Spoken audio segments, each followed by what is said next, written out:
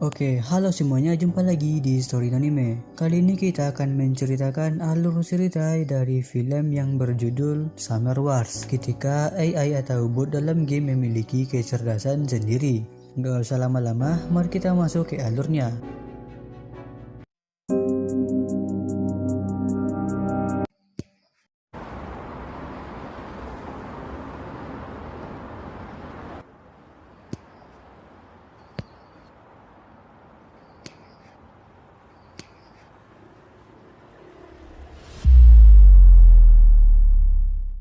OS adalah dunia virtual yang bisa dimainkan oleh semua orang di dunia, yang bisa diakses melalui komputer, handphone, dan lain-lain. Kita menggunakan avatar untuk bermain. Kita bisa belanja, chatting, dan lain-lain, selayaknya dunia nyata.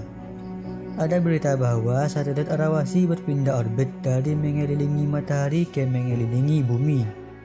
Lalu cerita dimulai dengan memperlihatkan dua karakter yang sedang bekerja paruh waktu di OS, yaitu Kenji dan Sakuma. Mereka bekerja sebagai pengecek kode di OS. Lalu tiba-tiba datang kakak kelas mereka yang bernama Natsuki dan menawarkan untuk kerja paruh waktu.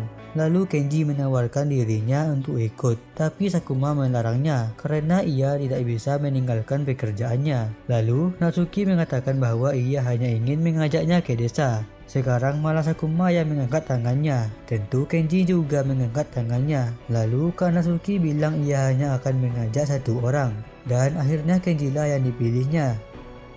Lalu diperlihatkan seorang karakter yang sangat kuat, yang menyelesaikan game dengan sangat mudah, yang bernama King Kazuma. Di tempat lain, Kak Natsuki dan Kenji sudah berangkat dengan naik kereta. Mereka mengobrol. Kenji menceritakan ke Natsuki bahwa ia jago matematika, dan ia juga ikut kontes Olimpiade Matematika. Akhirnya mereka sampai di stasiun Ueda. Natsuki mengatakan tahun ini adalah ulang tahun neneknya yang ke-90. Tiba-tiba datang bibinya yang menjemputnya. Mereka naik kereta dan bis lagi untuk sampai ke rumahnya. Di perjalanan, bibinya menceritakan kisah keluarga mereka yang dulu adalah samurai. Akhirnya mereka sampai di rumah mereka yang kayak benteng. Natsuki meminta Kenji untuk membuat neneknya senang apapun yang neneknya katakan. Natsuki langsung menemui neneknya. Lalu Natsuki mengenalkan Kenji. Natsuki bilang Kenji adalah pacarnya, calon suaminya nanti. Kenji yang bingung mengiyakan semua perkataan neneknya. Setelah itu Natsuki menjelaskan kepada Kenji bahwa ia berjanji kepada neneknya untuk membawa pacarnya. Natsuki meminta kepada Kenji untuk pura-pura jadi pacarnya di hadapan semua keluarganya.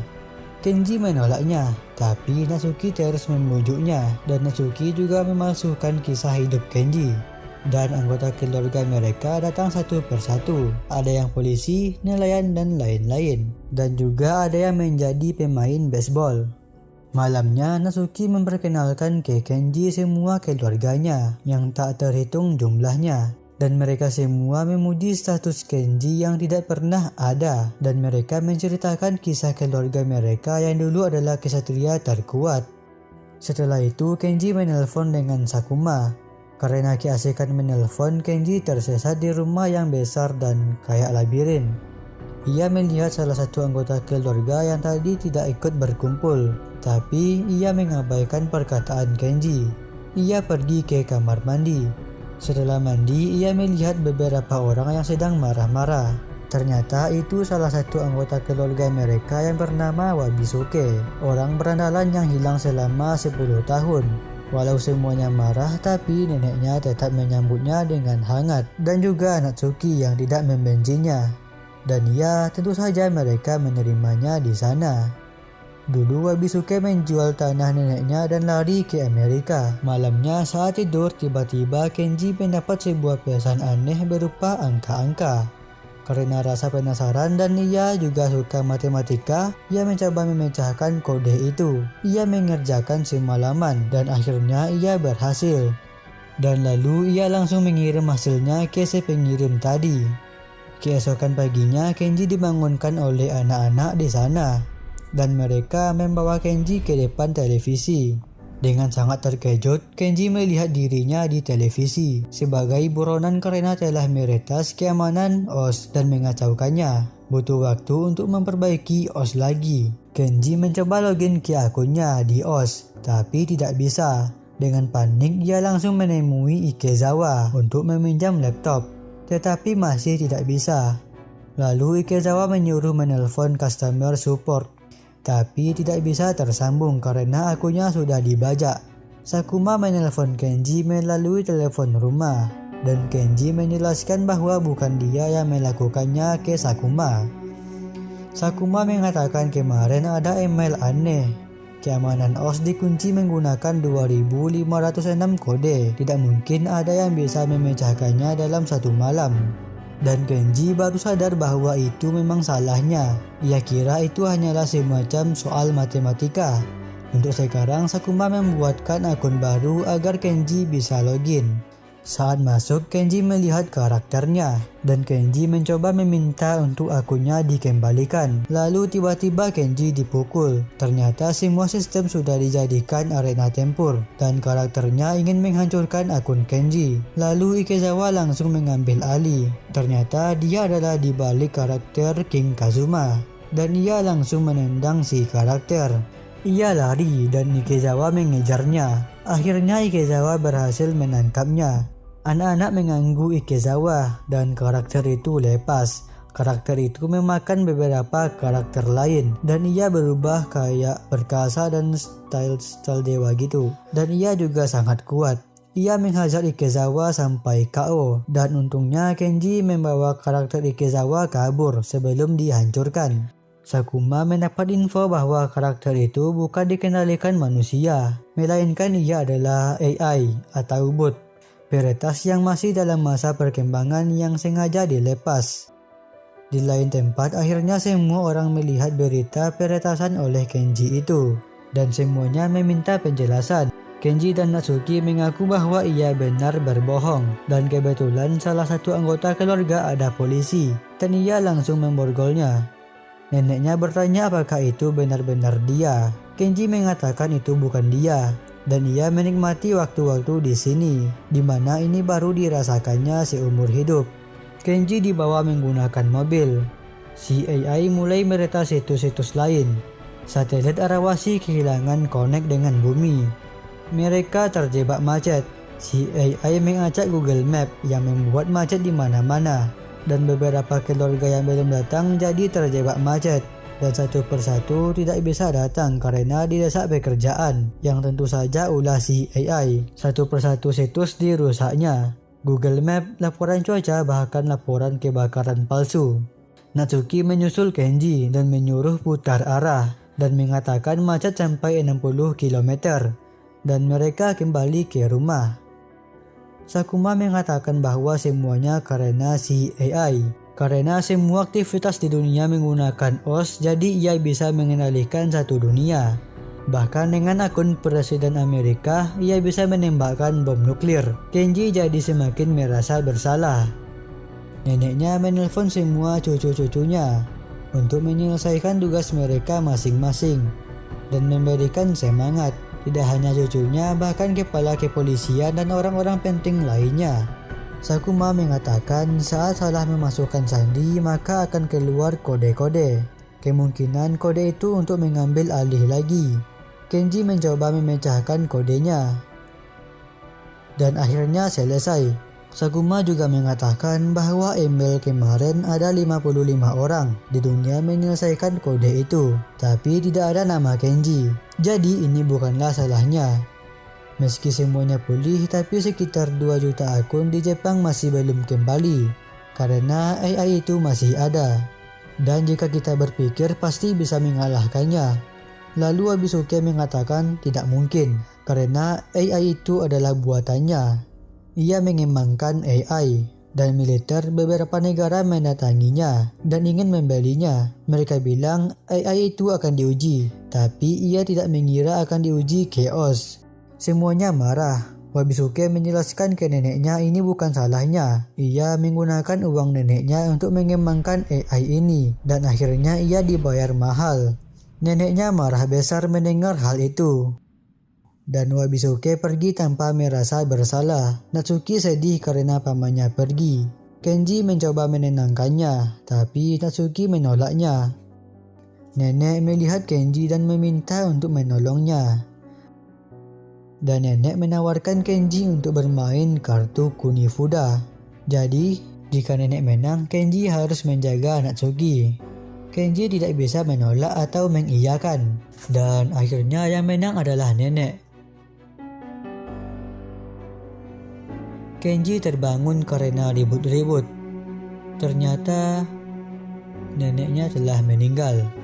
Padahal neneknya memakai pengontrol jantung. Dan jika terjadi apa-apa akan diberi pemberitahuan. Kenji yakin itu juga karena AI. Semuanya berduka. Kenji mencoba menenangkan Natsuki. Kakek mengusulkan untuk mendahulukan melawan AI itu. Kenji juga setuju, tapi para wanita tidak setuju. Mereka ingin mendahulukan upacara kematian nenek mereka. Lalu Ikezawa meminta untuk saling bekerja sama melawan AI itu. Dan mereka mulai menyusun rencana. Pertama, mereka membawa komputer 200 teraflops. Dan kakeknya membawa kapal 500 watt untuk energinya. Dan untuk jaringan mereka membawa antena modul tingkat militer. Dan mereka mulai menyusun semuanya. Kenji meminta Kesakuma untuk mengirim tantangan ke AI atas nama King Kazuma. Dan pertarungan dimulai. Ikezawa melawannya. AI lari dan Ikezawa mengejarnya sampai membawanya ke jebakan. Akhirnya AI itu masuk dan ia disegel di 1000 kuil. Keluarga lain juga membantu untuk mengalahkan AI itu. Tiba-tiba terjadi error. Ternyata PC-nya sudah sangat panas. Ternyata si polisi mengambil es di sana untuk meredam panas. Kuilnya melemah dan si AI menyerap objek sekelilingnya. Dan ia menjadi sangat besar dan melempar Ikezawa dengan mudah. Ikezawa jadi putus asa. Jam dunia tiba-tiba menjadi kacau dan akhirnya menjadi hitungan mundur. Lalu diperlihatkan lokasi-lokasi reaktor nuklir. Kendali militer telah dibajak dan satelit Arawasi yang hilang kendali akan jatuh di salah satu dari 500 fasilitas nuklir di dunia. Di lain tempat, Natsuki menemukan wasiat neneknya. Ikezawa dengan gegabah langsung menyerangnya dan akhirnya akunnya juga dicuri. Sebuah satelit yang jatuh bagaikan sebuah meteor, apalagi menghantam reaktor nuklir. Dampaknya tidak akan kecil. Mendengar itu semuanya putus asa. Satu-satunya orang yang tahu cara menghentikannya adalah Wabisuke. Natsuki langsung menelpon Wabisuke melalui handphonenya yang tertinggal. Wabisuke masih marah kepada nenek. Dan Natsuki perlahan-lahan menjelaskan bahwa neneknya sudah meninggal. Wabisuke sangat terkejut dan langsung menerobos putar balik. Mereka membacakan isi wasiat neneknya yang berisi, Wabisuke tiba di rumah dan semuanya menyambut Wabisuke dan makan bersama seperti di wasiat dan mengabaikan nuklirnya dulu.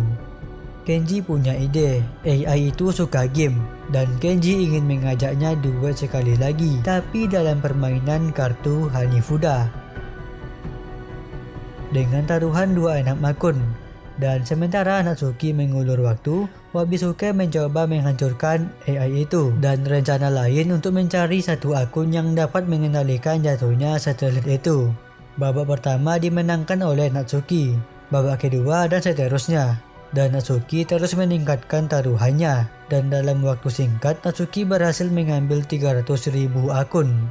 Waktu tinggal kurang dari setengah jam lagi. Natsuki tidak fokus dan ia kalah. Sekarang ia hanya memiliki 74 akun. Dan itu belum cukup untuk taruhannya. Tiba-tiba ada karakter yang memberikan akunnya kepada Natsuki. Tidak hanya dia, ternyata seluruh dunia melihat pertandingan itu dan mengerti situasinya. Lebih dari 150 juta orang memberikan akunnya kepada Natsuki. Natsuki ingin mengakhiri ini dengan mempertaruhkan 10 juta. Dan akhirnya Natsuki menang. Semua akun ditransfer ke Natsuki dan AI hanya memiliki 2 akun. Ia hancur dan hitungan mundurnya juga berhenti. Tiba-tiba hitungan mundurnya bergerak lagi dan anehnya hanya di sana. Ternyata AI masih memegang kendali itu dan memindahkan lokasi jatuhnya ke rumah Natsuki. Sekarang nasib mereka tergantung Wabisuke untuk menghancurkannya. Waktu tinggal 10 menit lagi. Mereka bergegas untuk selamatkan diri dan beritahu tetangga. Tapi Kenji masih punya ide. Ia melacak rumah ini menggunakan Google Map. Jadi jika ia memasukkan mapnya, setidaknya lokasinya bergeser sedikit. Tapi ternyata sandinya telah diubah dan Kenji harus memecahkan kodenya lagi dalam waktu kurang dari 10 menit. Dalam waktu singkat, Kenji berhasil memecahkannya. Tapi lagi-lagi AI itu merubah sandinya lagi. Wabisuke berhasil menurunkan pertahanan AI itu sampai ke 0. Waktu tinggal 2 menit lagi. Dan Kenji berhasil. Dan AI itu menguncinya lagi. Kenji mencoba menghitung semuanya hanya dalam kepalanya. Ikezawa memukulnya sampai hancur. Dan Kenji berhasil. Koordinatnya berhasil bergeser.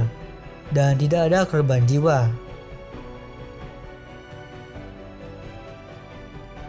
Semua keluarga berkumpul dan merayakan ulang tahun neneknya yang telah meninggal. Wabisuke menyerahkan diri, tapi bagaimanapun juga ia hanya membuat dan pihak militerlah yang melakukan percobaan itu.